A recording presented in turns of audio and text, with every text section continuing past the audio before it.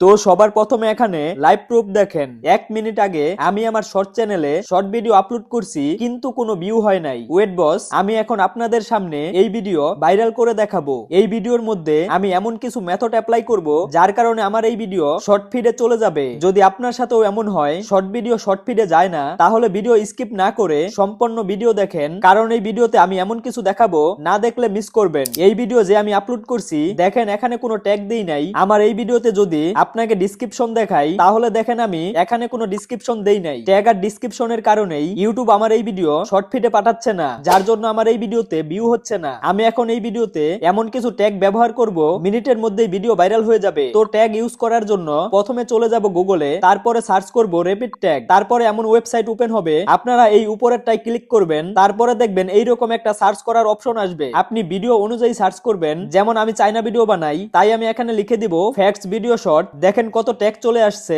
একটু নিচে গেলে কপি লেখা আসবে, এখানে চাপ দিয়ে কপি করে নিব। তারপরে চলে যাব সেই ভিডিওতে, এখানে গিয়ে কপি পেস্ট করে দিব। আমাদের ট্যাগ লাগানো হয়ে গেছে।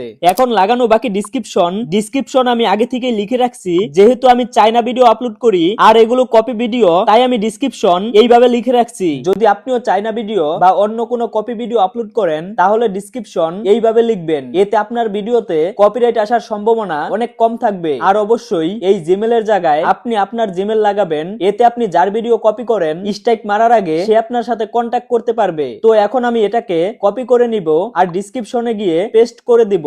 হয়ে গেল আমার ডিসক্রিপশন লাগানো। এখন ব্যাক করে সেভ করে দিব। আর 2 ঘন্টা পরে দেখেন আমার এই ভিডিওতে 5K ভিউ হয়ে গেছে। এরপরে আমি আরো একটা ভিডিও আপলোড করছি, এটার মধ্যে দেখেন মাত্র 30 মিনিটে 1K ভিউ হয়ে গেছে।